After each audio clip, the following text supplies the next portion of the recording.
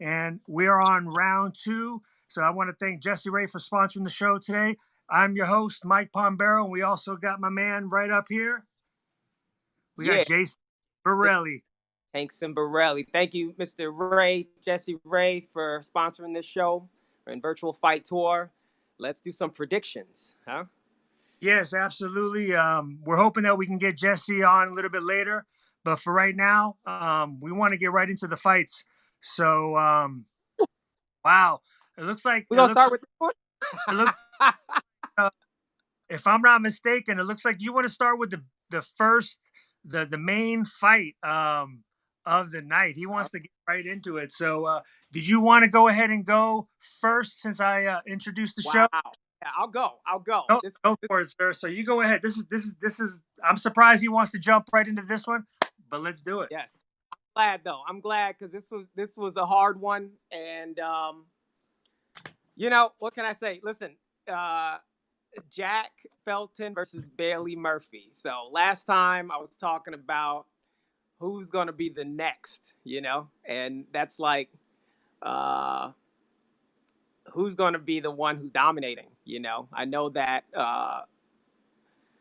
Bailey is a lightweight, and there's some heavyweights out there, but it looks like Bailey is the next when it comes to, or potentially the next when it comes to lightweight. However, uh, Jack Felton is, I mean, he's so experienced, and like Bailey, he's been fighting some giants also since he was very young. He has a lot of experience internationally. I mean, he's fought everybody. He's beaten just about everybody. Um, Bailey is a remarkable athlete. Um, he's got another level of speed.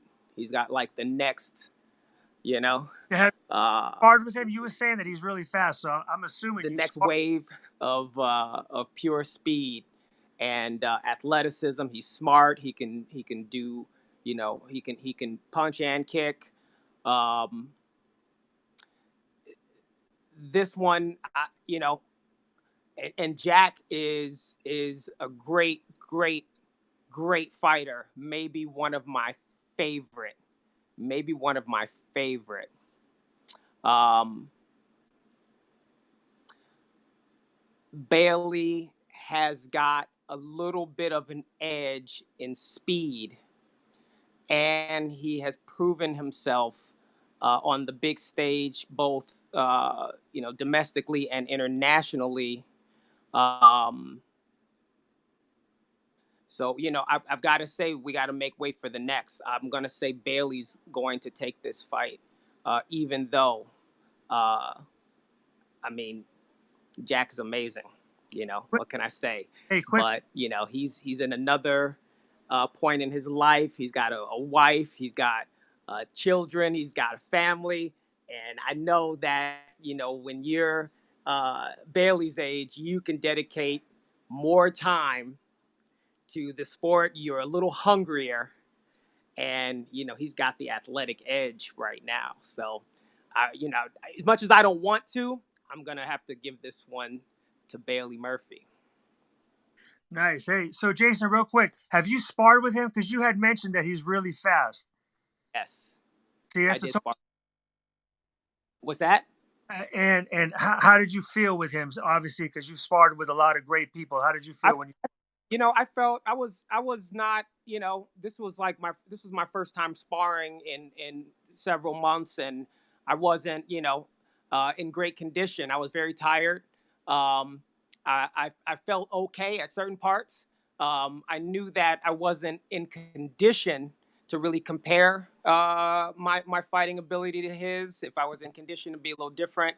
But saying that, I was still able to observe certain things about him. For instance, his blitz.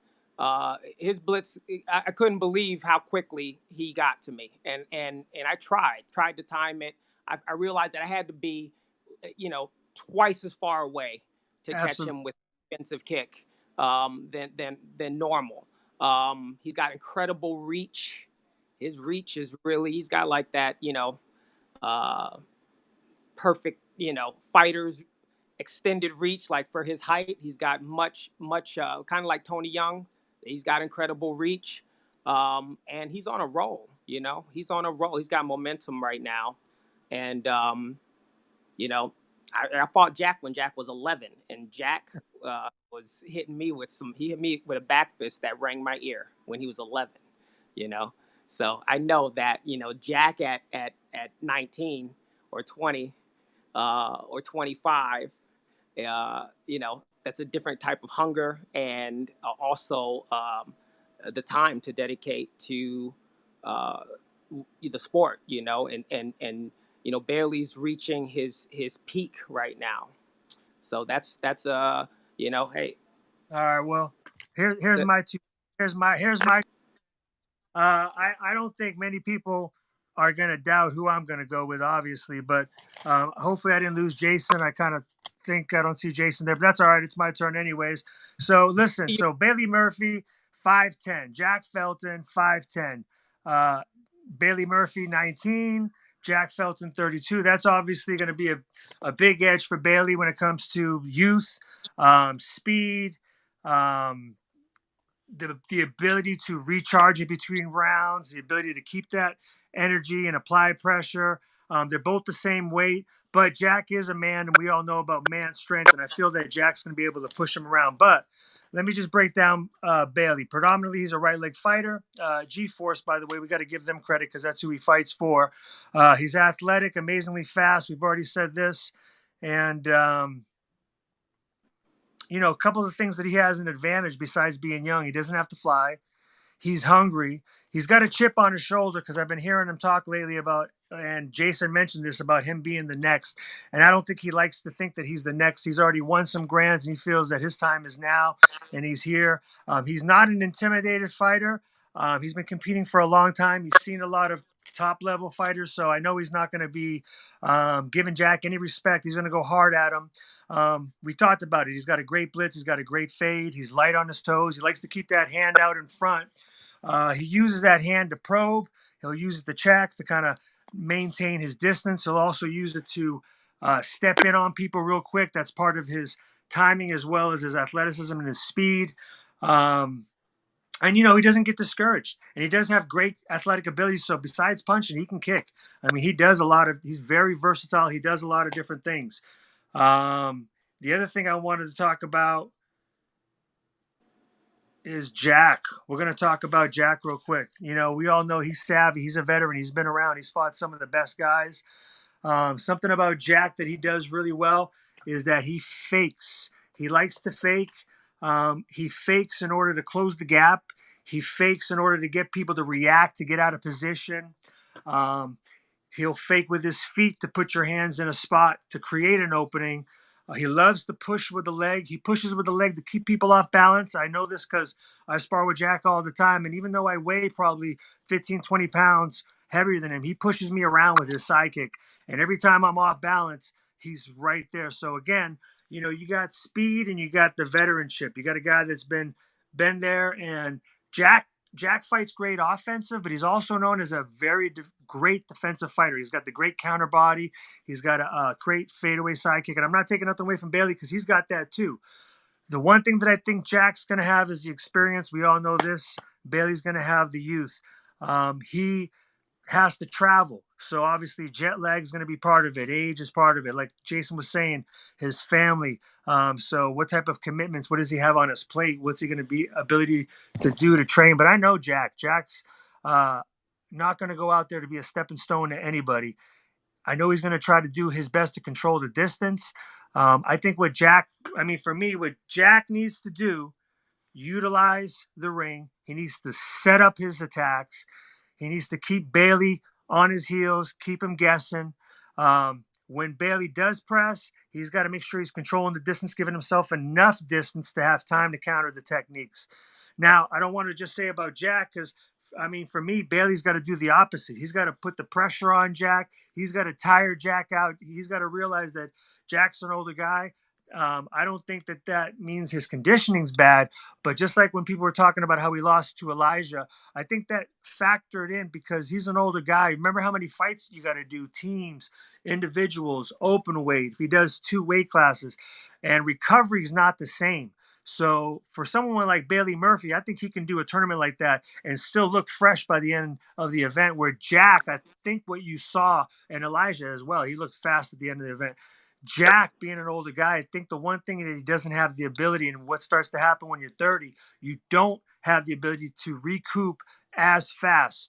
But again, this is one fight. I believe it's 3 2-minute rounds. I think Jack's gonna do his thing. I think it's gonna be a close fight. I definitely think Bailey's gonna land some epic shots, some nice kicks, some nice blitzes. But in the end, I think Jack's gonna use his veteranship and be savvy, and I think he's gonna take this. And I think again, Bailey is going to utilize this to come back, train harder, and do whatever he's got to do to, to prove to people that he's here and his time is now. But I don't think he's going to take this one. I think Jack's going to take it. And Bailey, if you prove me wrong, I'll congratulate you and let you know, man. Congratulations on the win. So that's fight one, man. We split it. Wait a minute. Hold on a second. Up the presses. I got my man Jesse Ray from the Coast. I love it. How you doing, What's up? sir? What's up? What's up? Man, What's up, man? first of all, it's a pleasure to have you here. For people that don't know, Jason, my co-host, I don't know where we lost him, but that's okay. I got my man Jesse. Jesse, I'm still we're frenemies, and I say in the beginning, we had a lot of epic fights, man, and you were one of my hardest fights. Yo, I feel like wars, well, man, wars. I feel like I have a lot of speed and a lot of timing, but you're like a mosquito, man. You just never stay in one spot. And you were there, but your foot was there, your hand was there. And I mean, and I see that. And I just want to tell you, man, love you. I can't, I'm happy that you sponsored the show. Thank you for sponsoring the show. Yes, And let's talk about virtual fights, or how did this idea yeah. come? Well, And, first of all, thank you. Love you too, brother. And yes, we had some epic wars. Jason, same. yes. And it's a pleasure to be on here with y'all. So, if I don't know if you're following me, but I've been doing a lot of seminars, virtual seminars. So, absolutely.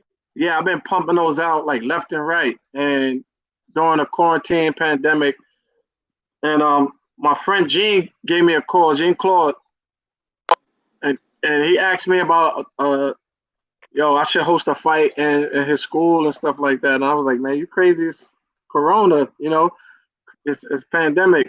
So, but then after that conversation, we going back and forth, and then the bell just kicked in, and I said, okay, I thought of a way that we can have something and do something safe.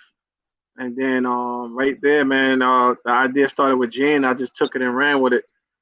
Now, Gene, Um, is that um, uh, is that Boogie?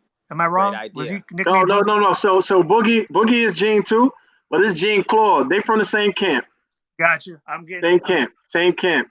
I'm getting confused. I Gene appreciate. How many Claude Lewiston. You're probably Uh, friends. yeah, no. I how many appreciate rounds you are we clearing are you that up. doing? So, you Oh, know, 3 rounds, 3 rounds. Okay. okay, 2 minutes. so that's Yo, for every It's a fight, great correct? great For all idea. the every fights. fight, every We love fight. it. Yeah, for Love people it. that don't understand, if We you ever go to appreciate you Waco being on events tonight. and like the Appreciate finals, I think they usually have to do you 3 rounds. Sometimes you got to sponsoring the do pro show fights. It's 7 rounds. letting us come It's on a and talk testament about to virtual conditioning, fights having tour. to go back to back. And not only that, like one thing that people were saying is it's a great way to really see who the better fighter is, because the first round Yeah, you it's might gonna make start for off some great slow, but then you fights make the adjustments, and for eventually sure. 3 rounds, you're definitely going to find out who the better fighter is. What do you think, Mike? You out there, Mike? Yeah, So I don't think y'all two can hear each other. Oh, maybe not can right now. I don't know. I can hear I don't you. know. Can you? I But can I can hear everybody, but I can't. I don't think okay. Jason can hear Mike. I can't hear Mike I right don't see now. Jason Maybe either, man. he couldn't hear me a Am second I ago. am I I can't see interrupting him. on him? Yeah, Am I? So y'all both on, kind of talking together. okay. Yeah. Well, Hey, so can you guys hear me? I can yes, hear. Hey, Yeah. what's Now. up, guys? Hey, listen. All right, how about now? Try now. Jason, can you hear Mike? I know. I don't see Mike. Okay, Mike, Mike. Mike, exit and come back, and I'll bring you on. Maybe when Jesse came in, it disrupted something When there. I Okay. Sounds Mike good. Let me was see how going I off get the out of here, screen, man. I Okay, think. come back. I'll bring you on. Come back. So I don't Okay. know. All right, but Yeah. you can hear Jesse, right? You guys. Yeah. Okay. Okay. Yeah. So Jason, thank you, man. Thank you for all those kind words. And don't think you won't be getting a call one of these days either. Hey, I'm ready. I'll be ready. I wasn't ready when I sparred with Bailey Murphy a little bit ago, but I'll be ready then. You Yeah, can yeah, taste yeah. I Hey, was. look, Mike P too, man. Oh my goodness. You may get a call soon too, man. Oh Dust that man. uniform off. Oh And man. Mike, I and don't know. Mike P. Hey, Hey, can you hear Jason or no? Can you hear I, Jason? I can hear everybody. Can everybody hear me now? Okay, cool. Yeah, yeah. All right, I'm You're not out. the loudest, but we can hear you. All right, so When yeah, you so yeah, we got 3 rounds, 2 minutes. And this fight is the difference is gonna be in a cage. So there's no out oh of bounds. You know, Nice. part of the cage is oh yeah. Nice. So that is another twist to it. Um, I like both these fighters are unique, like Mike P was saying, and Jay. You barely got the youth. Barely is fast. Barely is coming, and barely can do it forever. But Jack is a veteran. Jack is crafty. He fights young people all the time at the Irish Open, and he always makes it to the big dance. So he's used to going that distance. Um, that make a barely got a. difference too. I'm sorry. Yeah, That cage is gonna make a difference gonna too make a for difference. Yep. And yeah. barely has a chip on his shoulder. He Absolutely. feels like everyone is always doubts him to that nature. He feels like he has a good body of work behind him, and he's bringing that to the fight. He really wants this. Um, and Jack is just calm, cool, collective, and he wants to solidify his legacy. You know, he ain't ready to pass the torch yet. He's letting people know he's still here. So, I mean, one thing, both of them are hard workers. Jack is like a gym rat. Jack did one at the seminar for me. He basically did the whole workout throughout the seminar. You know, most people don't do that. you know, so Championship mentality, man. Championship mentality. it's That's gonna be interesting. I will not miss this for the world. yeah. That's right. You got front I'm row though. Promoting this. You're gonna be right up front. Oh man, for that, I want to sit back and really enjoy that as a fan. You know, I Nice. hope nothing in the background is going on. That I want to watch that fight. So hey, I want to know a couple questions. One thing I want to know. I'm a fighter, not me personally, but I'm saying people that are out there right now. They want to fight somebody. How do they get on the show? How do they put it out there that they want to? Because I know I saw your son. Somebody called him out, and he ended up getting somebody else. But how do people get on your show or get on the virtual fight tour? How do they do that? You could just message me if it makes sense. You can't just walk on, but it got to make sense, man. If you call somebody out and it's the type of rivalry, and we feel like it'll do well as far as something people want to see, then we could get you on possibly. So yeah, it's a simple message, man. Message me, and if it makes sense, we possibly could do it. But usually I get the fights in my head from my personal view, from people like yourself or other podcasts, and people got ideas and people hit me up. What about this person and that person? Look at Cam and Chance. That developed online. People just say, "Yo, I want to see that matchup," and then it just blew up. Chance called them out. Now they're fighting. So there's all type of ways to go get on. So Uh, my next question. Let's say COVID, that goes away. Year goes by. Tournaments come back. Is this something that you're planning on having go away, or is this something that you're planning on keeping around and you think this is an idea that is going to benefit fighters and our sport as a whole, and that you want to keep pushing this even if tournaments come back? Oh, we keeping this going, baby. Even Dude, when tournaments come back, I'm a tournament promoter myself, but I think this is something, on the line of like UFC and boxing type Yeah. of type of thing. That Saturday night, order some wings, some pizza. We got some good fights coming up, Right. and if you like this, you're a junkie, then you'll tune in. You know what I'm saying? And what I love about it that's a little different is like we are highlighting, we doing we doing little reels for them. So we making videos and we building up some hype. We giving you the tail of the tape. We got a whole bunch of other things that we're gonna add in. Once we, move forward, bigger and better and Yeah. stronger. But yeah, we want to keep this going, man. I think it's room for Yeah. Good this. to What's the vision. tournaments? And it's kind of like the nighttime show with a straight excitement. You know what I mean? Like a short action pack, but you just get to focus on one person. They get highlighted. Their people get to come. What I'm impressed about the most is that we've been getting the audience from the fighters we selected, the audience that is non-karate related. Mm. So families, Right. like Darren, his whole family had like a Super Bowl type of party, and Oh, they were all there rooting for him and had shirts, the next level shirts. It was like hype. Hey, So that's that idea for a promotion. You get all those people to send you in some video, and you just kind of show people, yeah, exactly. I want all that behind the scenes, yeah, show people people. cheering and all that stuff. So we're working on that too. awesome. Yeah, that's great for the sport. I mean, individual fighters being promoted again, and the personality that comes with it. Yeah, You know, yeah. You get all of that, man. yeah, Could Well, you that's imagine could you imagine like a Mike P and a Tankston, veterans fight? back in the day, man, that was back in Chicago. In Mike Chicago. P. Was I it got Chicago? Mike P and Jotty 1 round jujitsu. jiu-jitsu. Oh, People that uh, don't know, I haven't done any jiu-jitsu in so long, but actually, I think I was one of the guys against Jotty. I was telling him about it for so long. He didn't want to hug nobody forever. All of a sudden, he's an expert at it, and he's an Yo, all-around mark. But going back to your virtual fight tour, what I appreciate is that you're an ex-competitor. You know what people's wants and needs are, and you're fulfilling it. And I think that's why you're going to have a lot of success.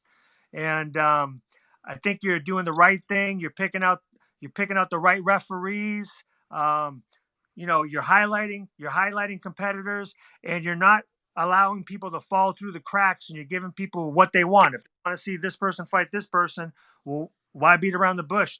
Let's go. And let's that's what I go. that's You know what what I I love too? You know what I love, Mike, yes, sir. is that right so far we've been able to keep all the politics out.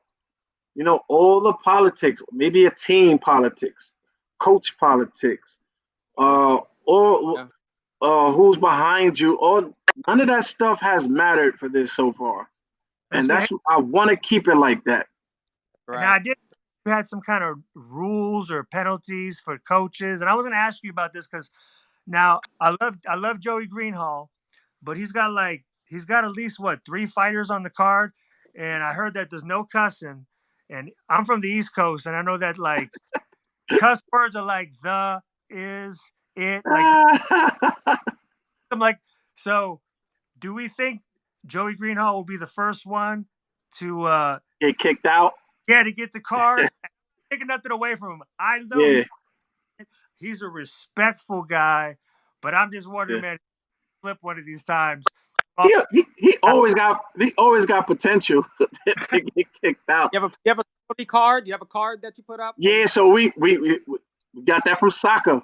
That's that's coming all. straight from soccer, and that my man Jean Claude, thought of that too. So, but the Yeah, we coming up with the yellow cards. You know what I'm saying? And the stuff follows you. So it's not just hurting the coach; it hurts the fighter because that stays on the fighter's jacket. And then if that happens again, you know, the fighter will get penalized. Maybe can't fight on the tour for a couple months or something like that. So we just yeah, trying to keep it PG. We got kids. I got juniors fighting also, like the 2 girls that's fighting. We got all kind of people tuning in, young to yeah. old. So we don't want to be on air looking crazy, but It's a All about thin line, but it's a thin line between passion and being disrespectful. yeah. As long as it's passionate and everything is, but once you disrespecting and even the judges, these are judges that we believe in, and you're not gonna get what you want all the time. This is not a tournament that you're used to, and the judge is gonna make the final call. There's really gonna be no talking with the judges, so that's the standard, and we're sticking with it. Absolutely. Hey, well, listen, Jesse, it was a pleasure Yep. having you on. We want to get back Thank to our show where we're going to do our predictions. I Of was course. surprised right to the Yes. main fight. But I do want to say, listen, man, I appreciate you. I'm proud of you stepping up, being the guy to put this on. I'm wishing you all the success in the world, man. Because if anybody deserves it, you do. You put out some great competitors. You sponsor a Yeah. great team.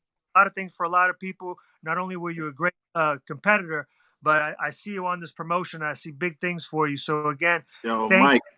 thank you. And thank you for sponsoring us today. Because for people that don't know, this show's all about you because you giving back and you gave to our show. And this is only our second episode. So we hoping that we blow up just like you, sir. Yo, man, y'all doing a great job, and thank you. I appreciate you. You part of my thank history, Mike. You too, Jay.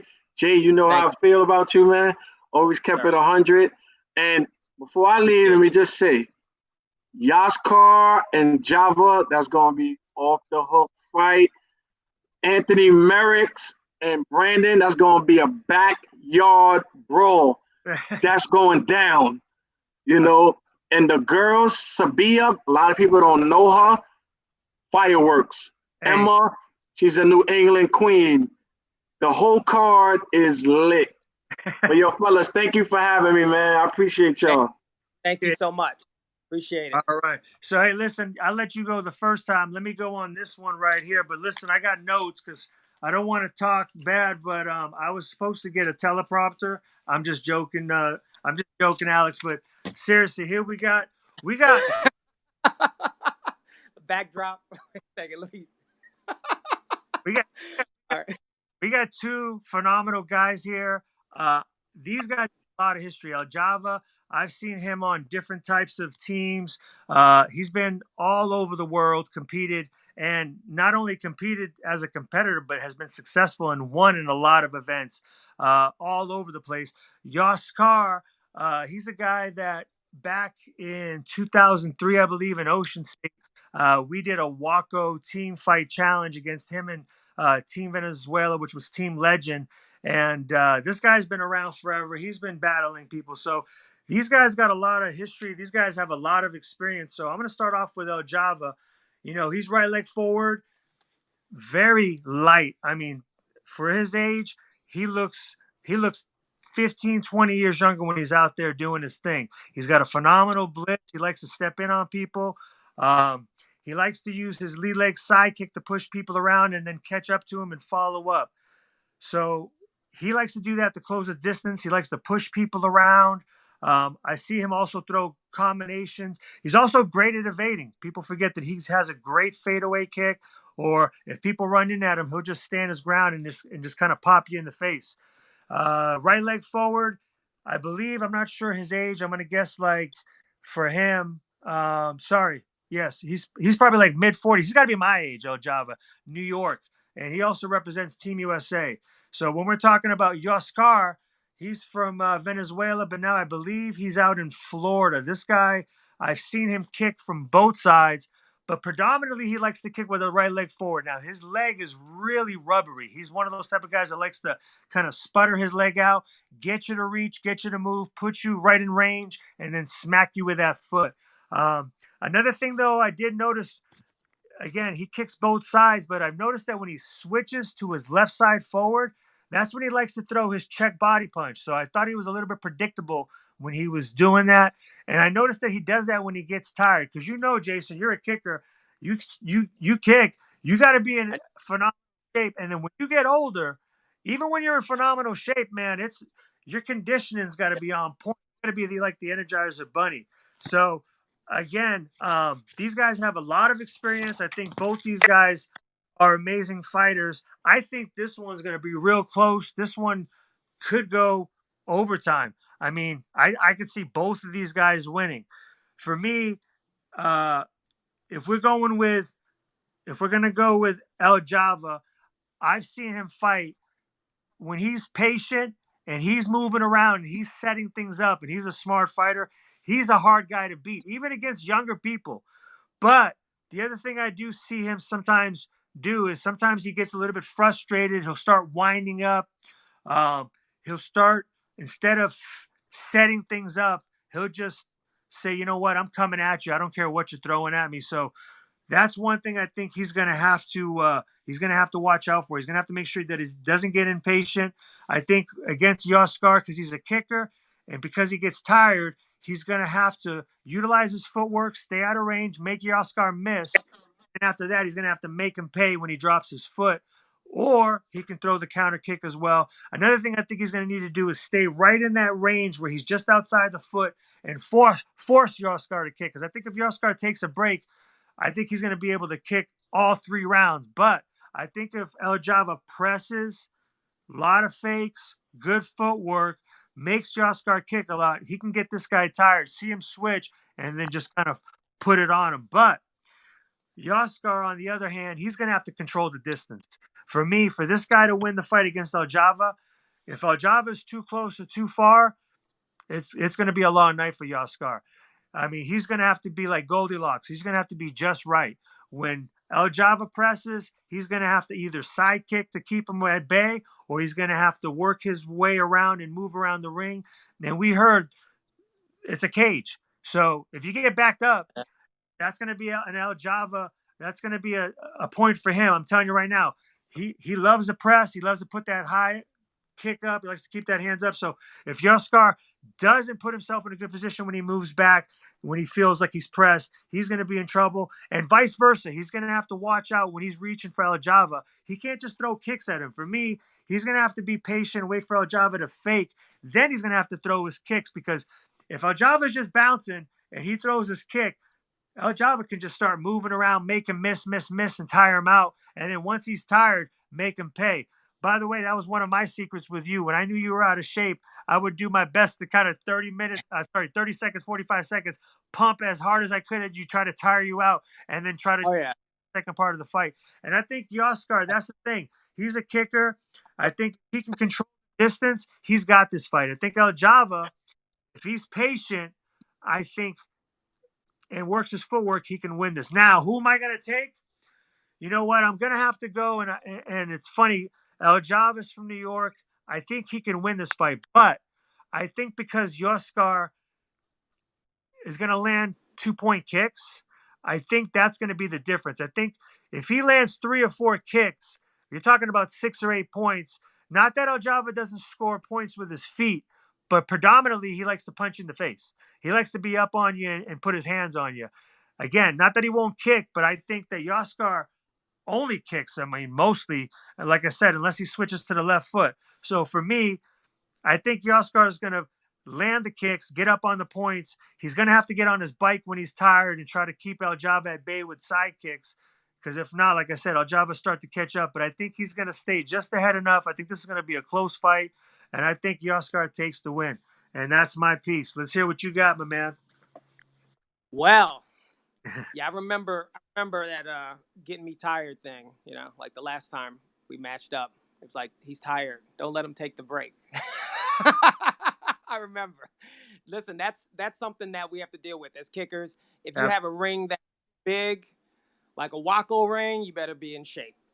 If you got a cage, you better be in shape. It's for the opposite reason, though, because you have to keep that distance in order to be able to kick in a cage.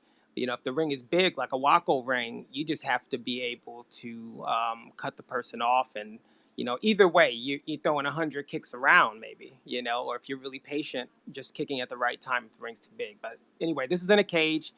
He's gonna have to be able to throw 100 kicks around. He's gonna be able to, have to keep the distance and keep Java off with side kicks. He's taller. He's taller than me, at least. I know that. So I'm assuming he appears to be maybe a little taller than El Java. Either way, he's got some reach with those legs. He's gonna have to keep some good distance. Now, He's versatile. Yoskar, he's versatile. He can kick with both legs, do defensive kicks. He can do anything. He can he reacts or responds in a way that sometimes those things that are unexpected. He's not he maybe with the switching sides. There's some predictability. And I remember I used to do that. I switch sides to blitz, and people yell out, "That's not his side. That's not his side." Yeah. But you got to be able to stop the blitz. That's one thing. If he can still get it off, the other thing is uh, that may be predictable, but he's not predictable in terms of what he's going to do. And he's versatile. I like that about him. He's got good energy. Um, from what I've seen and what I know of him, good sportsmanship, meaning not just in attitude, but in putting on a show, and he enjoys fighting, and he looks like he enjoys it. So there's a lot that El Java will have to deal with. But that said, I have seen El Java evolve as a fighter. In most recent years, he's always been a strong fighter. I mean, uh, full contact. He came out real strong, fearless against Raymond Daniels. He ultimately, didn't win that fight, but he was fearless. He would get in the ring, and I would worry. I fought him so many times, but I would worry. Not that I was really worried, but I was definitely concerned that he could hit me and hurt me. He was one of those fighters, along with you, Mike. You guys had a good punch. He was accurate with it. And I knew that he could turn the fight around, or try to turn the fight around with a good blow, mix things up and throw me off my game. But I've seen recently a change. I've seen him develop, and not many people get better with age. I think that El Java has proven to be one of them. I've seen him develop a more point like style of fighting, which has given a lot of people trouble in recent years, including myself. I mean, El Java beat me at the Diamond Nationals for the Senior Grand Championship. So he's the Diamond Nationals Senior Grand Champion. He's won a lot of other Waco. He's won. You know, he. I mean, uh, he's really come to be maybe at his best in recent years as a point fighter. Um, he's got a really like not exactly the same, but in the same respect, that blitz that once he gets the step on you, he can beat the kick with that blitz. He's confident with it. And then all of a sudden he can turn around and kick you in the head too. He's versatile as well, but in a more direct fashion, usually more offensive. He's not usually the type that you're blitzing at him, he's going to throw a jumping hook kick. But very offensive, gets right at you. Uh, with a fighter like Yoskar, longer reach with the legs, it's going to be a little easier to cut that leg off once he steps in. My leg is shorter, so maybe I still have a chance once he steps in. Yoskar is going to have to um, uh, really control that distance. El Java is going to be he's going to be all over him. He's going to go forward. He's going to move forward. But I don't think that we're going to see the same El Java that we saw a few years ago when he started. You saw he got a little heated. If he got frustrated, and then he's coming after you. He's point fight or no fight. He's coming at you, and you're gonna pay for it. But I've seen something different. I've seen um, an intense calm. I've seen a restful alertness develop in him recently. That I've had some very awesome battles with El Java, and I can tell you that to me, he's a better fighter now. I mean, with age, he's gotten better at point fighting. Um, and I think that if he continues that momentum. He's a champion, Waco champion now, Diamond champion. I think he has the edge. I think that they both have great experience. great attitudes. Yoskar is a sportsman. El Java's very serious and tactical when he gets in there. You can see usually he's got a game plan. Yoskar's going to have to try to throw him off his game. But if El Java sticks to the game plan, he's just been getting better. I think that he'll be ready for this fight, and I think that El Java is definitely. I think that he's going to win this fight. I think that he'll stay on top of Yoskar and force him to work a lot harder than maybe he wants to. And maybe those 3 rounds are going to wear on him. And El Java will stay composed if he's the El Java that I've seen in recent years. And he'll come out with the victory. Now, do you think, because I know in Florida they've been having events. Now, I don't know if Yoskar has competed. I haven't actually noticed. And I don't know if El Java's competed either. I don't think he has, because I think New York was one of the hardest hit places. Do you think Yeah. that has anything to do with it? You don't get to train, and then all of a sudden, or better yet, you do drills and you don't spar for a while, Right. but you got to get that timing. Do you think that maybe, Yeah. and this is part of the reason why I kind of went with Yoskar besides the 2-point kicks, I'm thinking Florida's open, maybe he's competing a lot more people are getting together and gathering there and sparring, so he's probably getting more rounds, which I could be wrong, because I know El Java's got a school and he could invite anybody he wants over to go and train with him. But again, I think that's part of my thinking as well. And again, this is a coin toss. I think anybody could win this. I wouldn't put any money on this one, because this one can go either way, I feel. So Yeah, I think definitely it could go. It depends on what kind of night either one of those guys is having, and who's able to, I'm not sure that, like I said, Yoskar, he looks like, he's an adventurous fighter. He goes out there and uh, you know maybe sometimes better not to have a game plan. And then sometimes you got somebody who has a game plan and they stick to it and they're very successful with that. But I see Yoskar and El Java, both great athletes, both into their 40s, I believe. Maybe I don't know if Yoskar is 40 yet. probably a little Maybe he's a little. close. But I've seen his speed. I've felt Java's. I just sparred. I fought Java at a tournament in March, right before they did the lockdown, and he was sharp.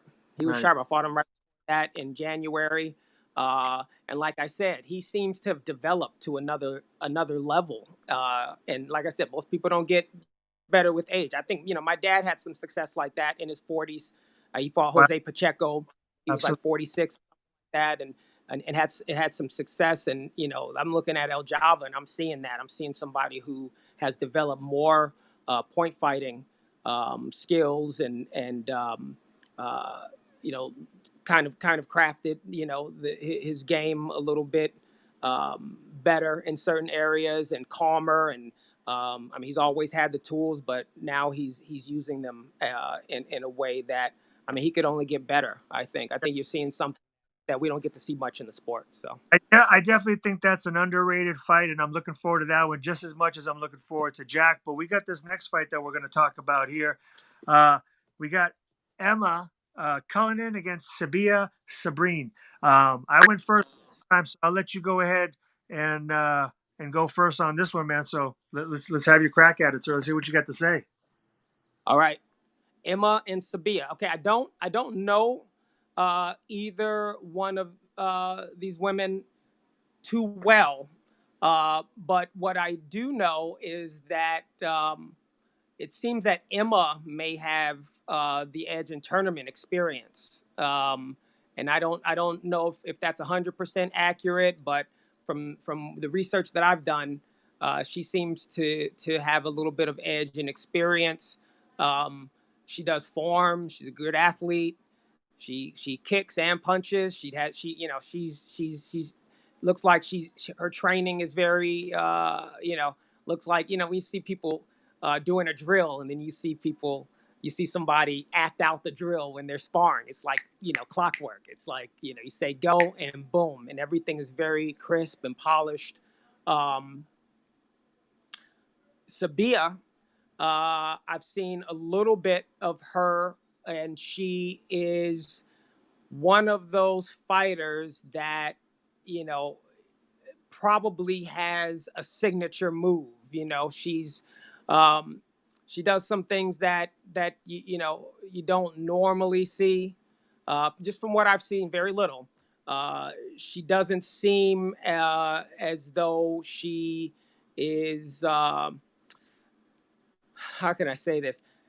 I don't want to say programmed or conditioned to doing the same thing all the time, but she seems like she feels a little freer. She feels very free out there. You see some fighters and they're very, you can almost predict what they're going to do, but doesn't mean you can stop it.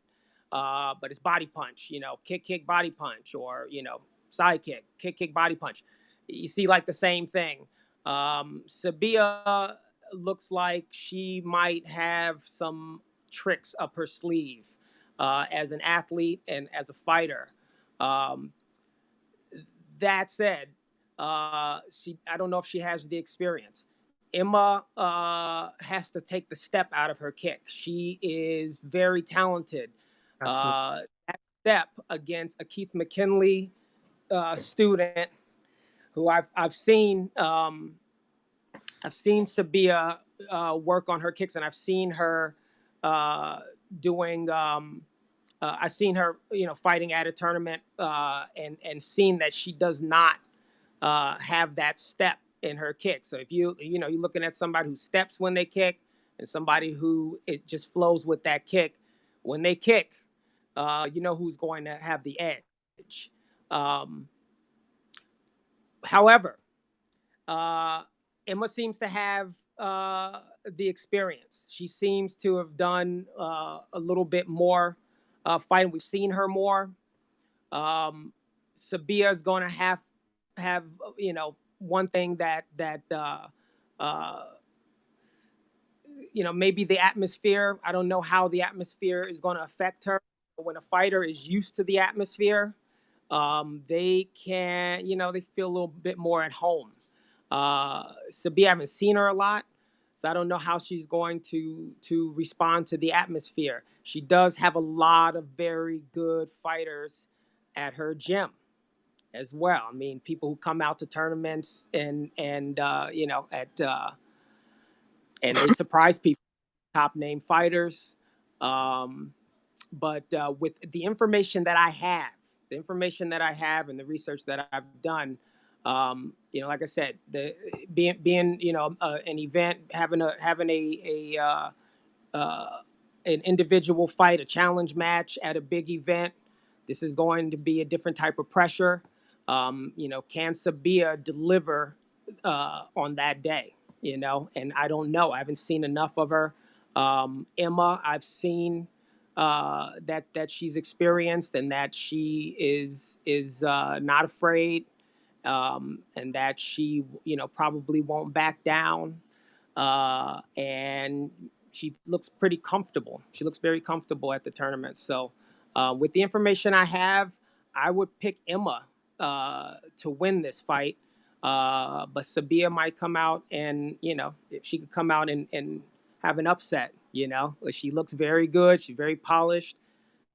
Her kicks look a little bit crisper than Emma's, but I haven't seen her go at it enough. So, in experience, I'd have to pick Emma because of the experience.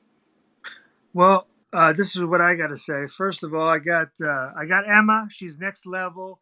So she's got a lot of great martial artists, like you said, that she's always around. And then again, Sabia, they're from Tamco, Keith McKinley's, and she's got a lot of great martial artists. Emma, I've noticed, because I did my research as well, because a lot of times you got to just be a troll and kind of look at people's pages and see what they do. I saw that she's been to Irish Open and a couple other big, well, I mean, it's obviously the biggest event. She does multiple fronts besides sparring, like you said, forms or weapons. Traveled all over the place, has a lot of experience around her. So I definitely think when it comes to experience, I have to agree with you on that. when it comes to Sabia, I'm going to put Keith McKinley on blast. He is a karate school owner, but he's also a lawyer. I had Alex ask him for information and to send us some video so we could break it down, and he refused to send any video. And then he sent us some drills. I love you, Keith. I'm not giving you a hard time, man, but I am, because I understand what he's doing. He's an instructor, and he's thinking like, you know what? Guys are going to break my fighters down. He's going to talk about their strengths, their weaknesses right before the fight. I don't want to put that out there. So I had to go and use my resources. I'm not going to put any names. I had to get some video from other people so I could figure out this fight. But anyways, and I'm looking at from what it says here, size wise, we got Emma 5'3", Sabia 5'1". So it sounds like Emma's got the size advantage. She's also 125 to 91 pounds. So we're talking about a good, 35, 36 pounds of difference here. So I think Emma's going to be the bigger fighter. She's going to be the stronger fighter. But I do agree with you. I did see her kicks. She has great kicks. The one thing that she didn't do well is she did slide up. The one thing that she got away with, though, a lot of times she started further back, but she wasn't a low stance. And then after she kicked, I would have loved to seen her follow up. She did all that beautiful kicking, would kick people, and maybe if they block, she'd get all close. And then rather than blitz right there, maybe she would try to back away or do something different. So, she's got counter kicks. She did a lot of side shifting. I just would love to see her not only do that defensive, use that side shift and come off with her kicks a little bit more rather than so straight line and roundhouse kicks. Jason, roundhouse kicks is something that you don't want to throw initially because against the blitzer, they're going to step in on you.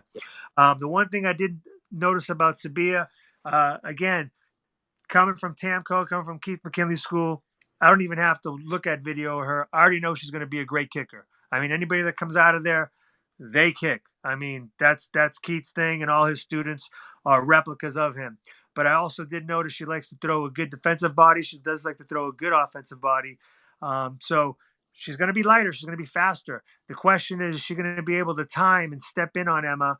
And like you said, does she have the experience and does she have the ability to deal with the pressure? Now, they're a tough studio. They have a lot of tough students there, so I'm sure she feels a lot of pressure in the studio. And there's times that I've felt that I've actually worked harder in the dojo with some of the people that I've had and the pressure I've had than I've had at a tournament. Now, of course, there's a lot of outside thing, but I think sometimes when you're locked in and zoned in, you don't think about that. The one thing I did notice is she's a good counter kicker, and she mixes things up. She throws the punches. So I think if they clash legs, I think Sabia's going to follow up where Emma needs to. I think when Emma kicks, I also noticed that she's susceptible to counter kicks, and Sabia does like to do that. So for me, I think Sabia, what she's going to have to do is she's going to have to stay tight, watch for that slide, make her pay for that, get up on points. Then if she wants to kind of move around, make her miss with a kick, kind of take her time and pick her shots. I think that's what she's going to have to do. I think Emma, if she's going to slide up, and that's something that she can't get rid of, she's going to have to give herself the distance to be able to do that. And I love to see her throw her hands more. I love to see people that are talented kickers, but it amazes me that, to me, kicking is so much harder.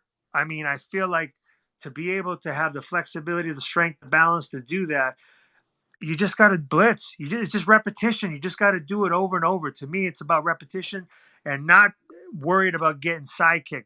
Those are the two main things. And, Yeah. Gotta not worry about. and That's it. my Not arm, worry. for anybody that can see, I got a big old black and blue from training with Jack. Oh. So, thank God I told Oh. Jack arm and not my ribs. I would rather take it on the arm all day, any day. But when it comes to this fight, it's experience. I think they're both tough. I think this is going to be a tough fight. I want to say Emma because of the experience, but I think Sevilla, I think she's going to shine. I think this girl's going to come out here. I know Keith's tough. Yeah. I know they have a tough camp over there, even though she hasn't maybe been to as big of events. I think at their dojo. They train hard. So I'm going to go with Yeah. Sabia on this. I'm actually amazed that so far we haven't agreed on any fights. Wow. We That's have, all right. we That's have, we, that's okay. That just goes to show you, man. A lot of people will look be at it different ways. You know what I mean? So, ways, absolutely good to it's good to see both. You know what though? It's good to see both perspectives. And I mean, like I said, on that day, all we can do is make some predictions based off of, the information that we have, and also from our past experience. But on that day, we on that day it's anybody's game, really. yeah. But But I think it's good to have some prior knowledge, and to know what to look for, and learning from this too. Hopefully from this, fighters can learn how to analyze fighters, and more than just go out there and do what we drilled in class, to anything, go out there and the whole thing. if anything, I'm putting them on blast. Go look at your tape. Go see what I saw, man. I'm telling you everything Yeah. I saw, what I would do against you, what you need to do to win. I'm kind of coming from both perspectives, but also I wanted to say, I think one of the reasons why it's not we're not agreeing on these fights all the time, or actually not at all. It just goes to show you the matchmakers, man. Whoever put these fights together, these are really tough fights, and I think that's why it's worth to watch, because I feel like none of these fights are going to be shoo-ins. The question is Bailey going to be the next guy? Is he here finally? On top. Is Jack too old? The two girls, is experience going to take over toughness? I mean, just because someone competes all the time, and someone might be at the dojo, I mean, but I mean, who do you have to train with you? I mean, that has a lot. Yaskar and Al Java, both guys that have, again, traveled all over, done competed against anybody and everybody, so they have nothing to fear against each other. Again, going to be tough fight. So going on to this next fight, we got Romani and we got Darren Payne. I believe they call him Jack. So real quick, we got G Force against Team, I believe, Next Level, if I'm not mistaken. Now, from what I heard about Romani, I heard he was in college, had taken a few years off, and bounced back. I tried his fights from before, and then I watched him fight Kevin Walker just recently, I believe, at Battle of Atlanta. Now, it's tough to assess a fighter from years ago, from when they were 15 to what, not 19. So, Yeah. and I watched the tape with him and Kevin, and I feel like it didn't really do him justice, because Kevin's a tough fighter, and to be first year, second year, and as an adult, somebody like that, I think it was a really tough matchup. So I try to do my best to kind of see what he does. I noticed he's left leg forward. He is light on his feet. He likes to use the ring. I'd like to see him be a little bit more aggressive, though. I thought he was a little bit tentative when he was fighting. But again, it could have been because he was fighting Kevin. I don't know. I'd have to see more fights on him. And then again, that was the adult division. Here, he's actually fighting someone that I believe is, I'm going to guess 16, 17. I know he's a teenager. They don't want to put his age out there, but I'm guessing he's about that. Now, D Stacks here, he's 6'2". This kid's a tall kid. He's got a lot of range. Romani's 5'11", so he's a little bit shorter. The one thing I've noticed that these guys are very different too. Romani, like I said, moves around, uses the ring, where D Stacks is very linear, comes in straight, throws that kick, uses his kick to close the gap. Will try to sometimes catch you with a second kick, but mostly I thought he used the kick to kind of push people around, close the gap, and then follow up with hands. That's kind of what I saw him do. Uh, Textbook perfect over and over and over. The other thing I did notice, he likes the counter body. I would like to see him kind of work the way and kind of work both directions in the ring, and pick up more stuff. So the one thing I noticed, again, Romani's a little bit tentative. D Stacks was a little bit predictable. I'd like to see Romani, if he's going to win this, he's going to have to use that footwork. He's going to have to make Darren miss with his kicks, and then make the gentleman pay. When he kicks and he drops the foot, he wasn't really attacking with a blitz. He was kind of just dropping his foot and reaching out. And I think if Romani can just stay on the outside, he can just catch him on the outside with that fadeaway side angle hook, or in between his punch before, while he's going for the next one, kind of set him up and get in there. Another thing I think he can do too, because he comes always linear, he's going to have to work those angles. He can work angle ridge. He can work trying to go to his front side or circle to his front and try to counter. So for me, I think Romani's going to have to stay on his bike, make Darren miss, but then also make him pay. So he's got to get aggressive. If he doesn't get aggressive, this fight's going to be real tough for him. It's going to be a long day at the office. When it comes to, again, Darren, I think he's going to have to, when he's going linear and he's attacking Romani and he starts to circle on him, I think he's going to have to put his foot down and he's going to have to cut that ring off and try to kind of press him between the ring. Because I think if he lets Romani move all around, I don't think Darren has the mobility or the, well, I mean, not that he's long, he can get to him, but I didn't see him chase people real fast with his foot. I mean, it was kind of like he was just bullying people. He was backing people up. He was tall. He was using his range and getting to people. I think, again, he's going to have to be a little bit more smarter, put things together, and not just kind of come at him the same way over and over. So for me, Yeah. I think this fight really comes down to who's gonna do what they need to do. Again, Romani's gonna have to step up. He's gonna have to step in. He's gonna have to attack. Darren, again, he's gonna have to be a little bit more smarter when he's kicking. Romani's faking, kick then.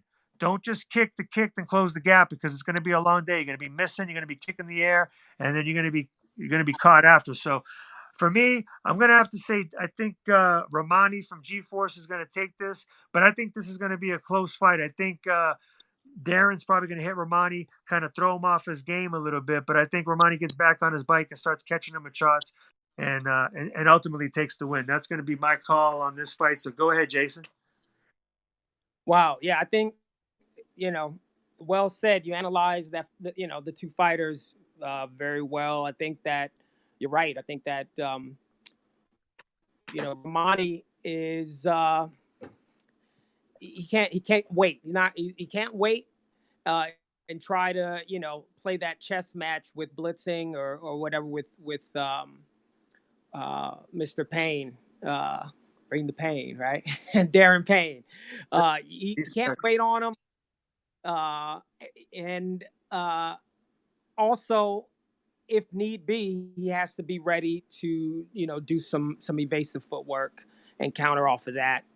Um, from what I saw, uh, Romani is kind of plays a little chess, waits uh, a little bit too long for a fighter like Darren while he's going back and forth like that. Darren seems to go right off the line, and we talked about it.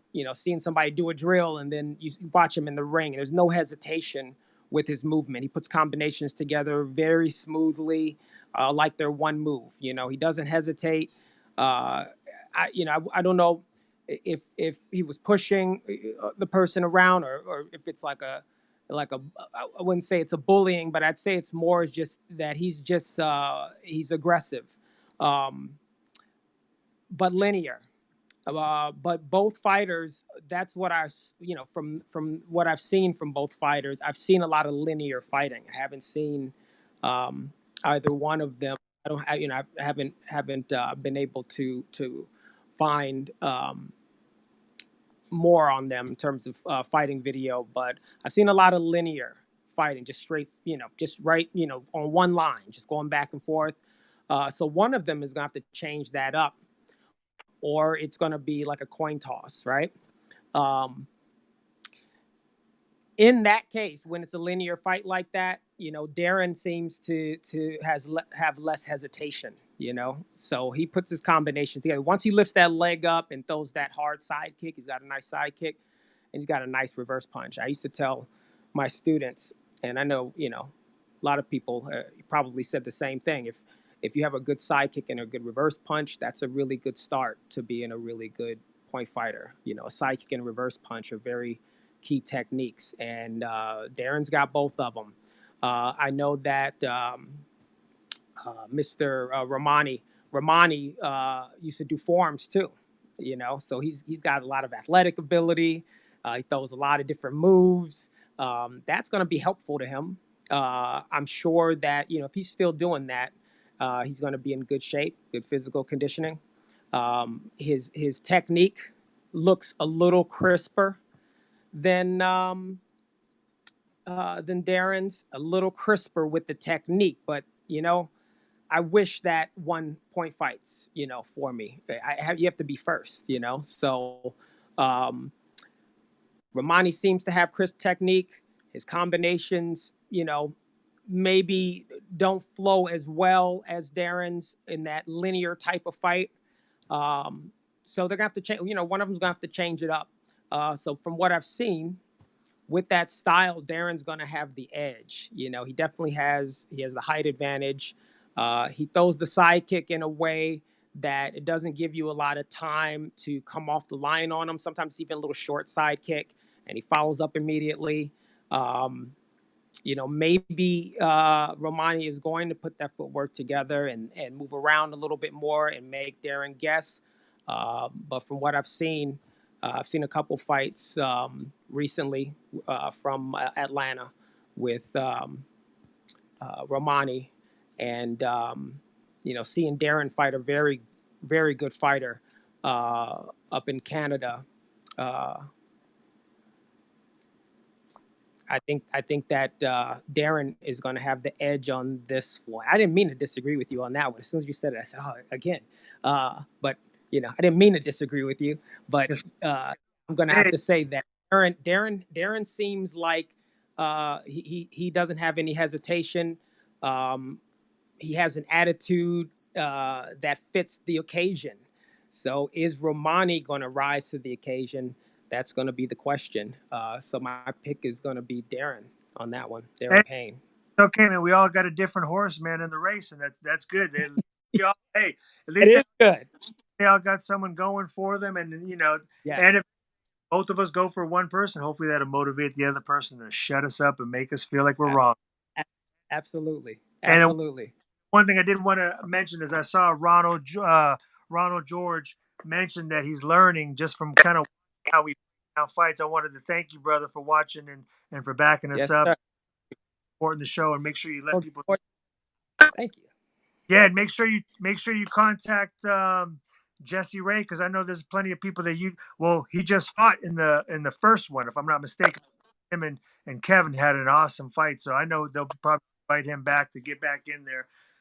Too bad we Talking didn't about get Ronald. Yeah, didn't he fight? He just fought Kevin in the first virtual fight tour. Am I wrong? Isn't that Ryan George? yeah, is it Sorry, Ryan. Ryan? I apologize. Yeah, yeah. He is who's is it Ryan or what's his dad is? Same, junior and senior, Hey, baby. yeah. I was like, one of them Ronald? No. Yeah, no, Ryan, that was yeah, my bad. Ryan Kevin fought, right? It went to overtime, Correct. right? Correct. So he's an Great awesome fight. fighter. We didn't get to break him down, but maybe we'll get to break him down next time. Anyways, hey man, we're down to the last fight.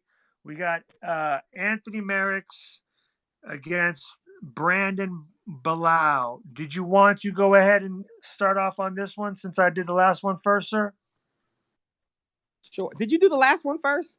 I, Okay. I did, man. I did. I'm messing with you. I'll go first. I got the pressure.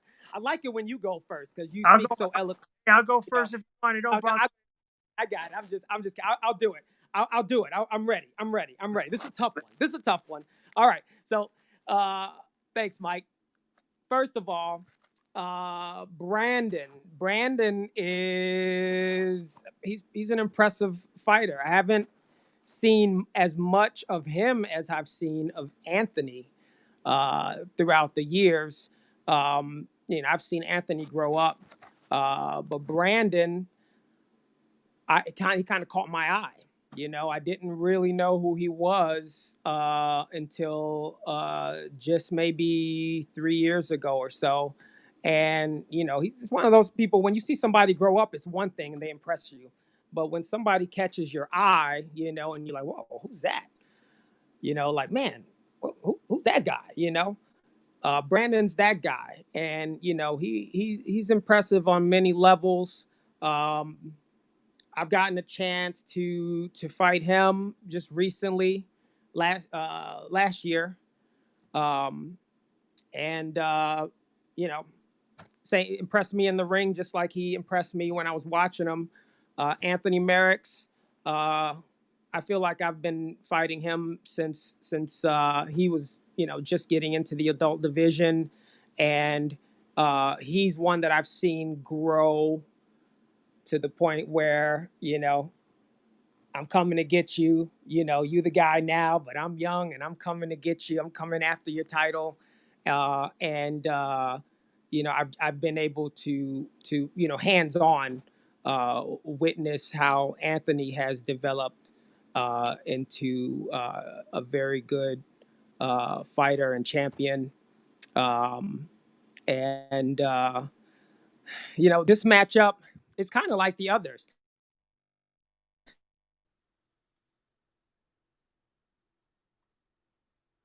Hello, Jason. Are you still there? All right, guys. It looks like I might have lost Jason. So real quick, I'll cut in right now, and then if he pops back in, we'll go ahead and we'll get him going. But anyways, we got Anthony Merricks against Brandon Bilal. So this is another next level G-Force matchup.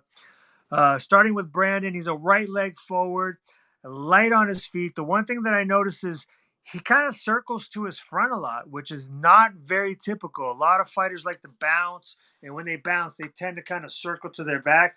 He likes to fake, step away, circle to people's front, which I thought was really interesting. Not that he doesn't circle to the back, but to me, that was one of the things that I kind of noticed that he did a little bit different. And one thing that he does, and it's funny because this is one of my favorite techniques I used to do, he circles the people's front sides. And it works really well when he's fighting someone left leg forward, which Anthony is. He'll circle the people's front when they kick, and then he kind of like gets to their front side and attacks their center line with side kicks. So that was one thing that really impressed me. He's really light on his feet. He's got a good body punch. Both counter, he reacted really well. He likes to throw that fadeaway back fist. I even saw him throw a couple kicks where he fell off balance, dropped his foot, and then really quickly threw a fadeaway back fist. So, I mean, his athleticism's there. He's a quick kid. He's light on his toes. He's got pretty good technique, very high energy. I mean, obviously, he's 22. He's a little bit lighter, so he's going to probably be the quicker guy. The one thing, I did notice, you know, is that he sat a little bit too much for my liking. I felt like he needed to attack more. I felt like he had a lot of opportunities that he didn't take. Another thing too is that he bounces around and he's more of a counter fighter. I would love to see Brandon, and I think his game would open up a lot more instead of setting up just things defensively, if he would do it the opposite way, instead of just always timing people's mess up, creating mistakes with some fakes and some angle changes and some movement. I think he has that to his game, and I think he's really gonna grow expeditiously. Um, I think he's got an advantage because he's got Bailey fighting, he's got Romani fighting. Also he's got Joey G behind him. He likes to train people hard, and he's going to make sure these guys are ready. So for me, Brandon's going to be ready for this fight. Now, when we're talking about Anthony Merricks, Anthony's been around, man. This guy's has some of the greatest coaches around, some of the greatest fighters around him. He's been to a whole bunch of events. So when it comes to Anthony Merricks, I mean, this guy's up to fight talent. He fights with his left leg forward. He likes to apply pressure. He sets up, and then what he'll do is off his kick.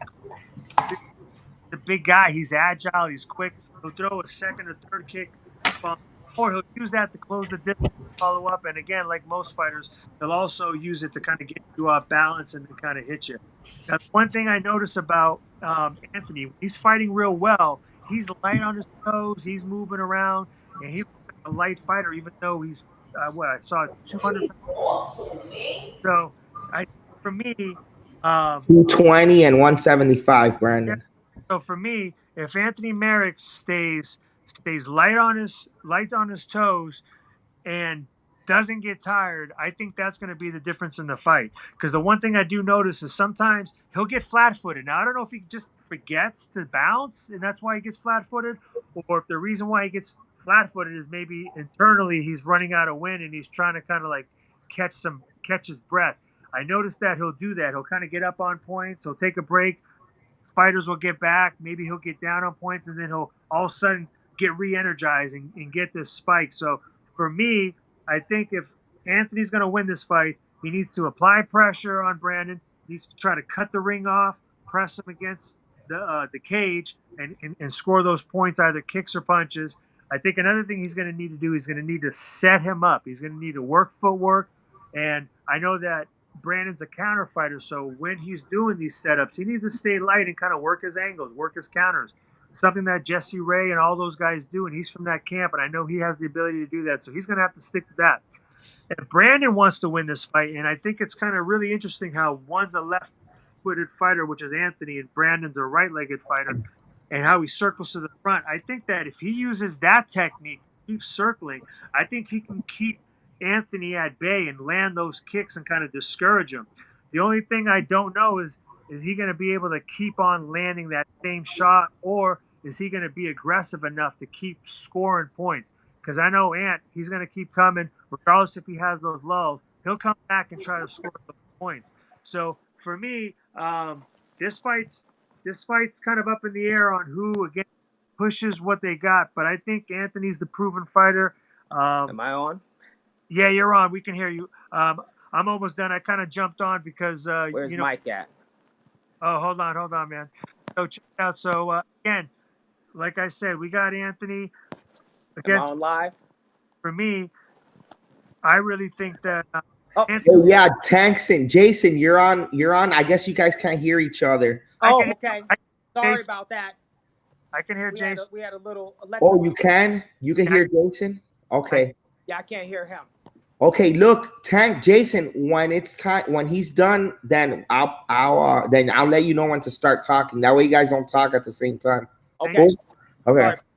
So basically, come to my conclusion. Like I said, I think Anthony eventually here is going to take this. He's the experienced one. He's fighting at home.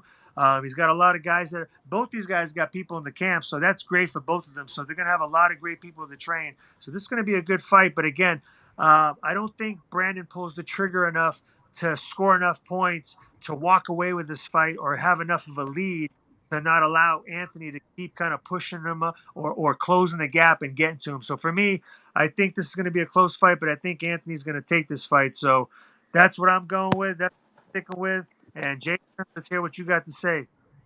Go ahead, Jason. Your turn. All right. I know I had a little bit of an electrical problem here. The fuse blew. So everything went out. I had to get back on. Somebody using a hairdryer or something. I don't know, in the other room. All right. Listen. So I think I was at, talking about Anthony and how I saw him, kind of blossom over the years and how Brandon caught my attention. So, it's another question of, Anthony's got a lot of experience, but Brandon is hungry. He's young.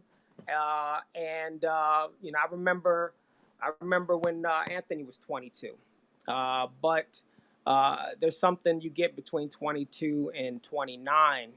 It's another level of performance. And with that experience, things that may have been difficult before, a person like Anthony Merrick starts making it look easy.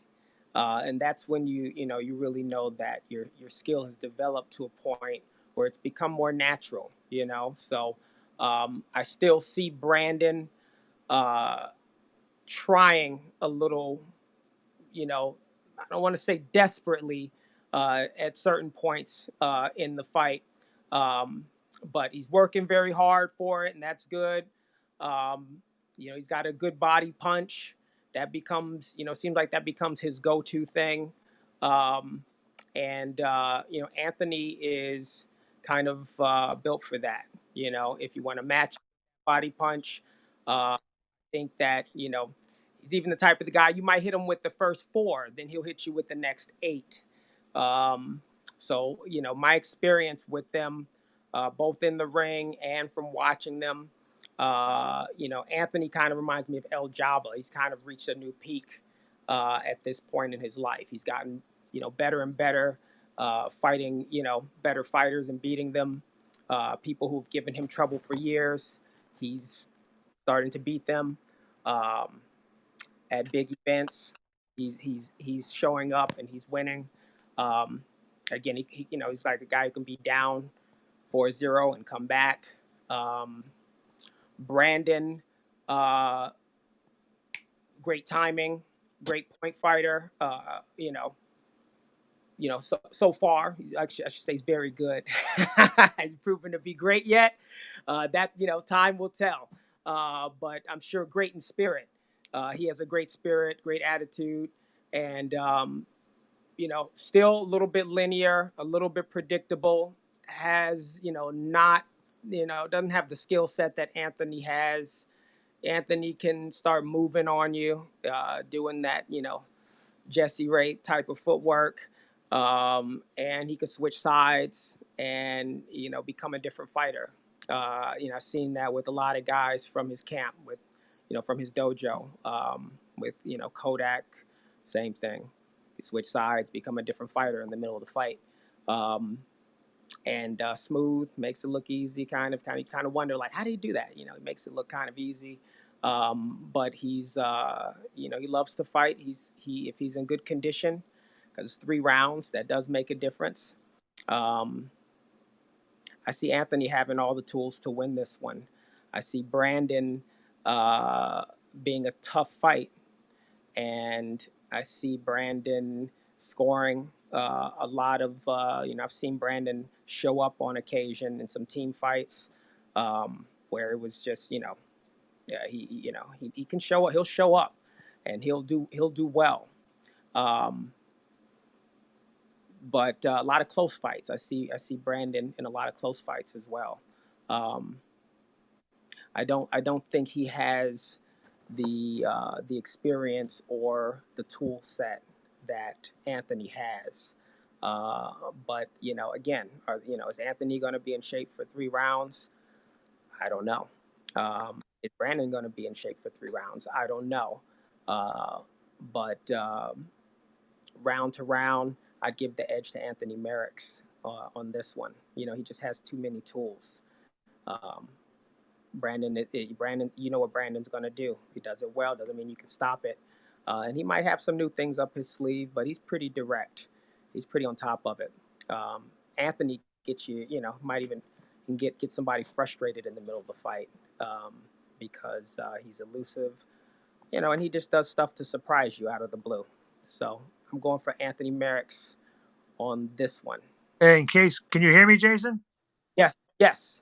What's funny is that we finally agreed on a fight, man. We both took Ant on this one. All right. Yeah, yeah.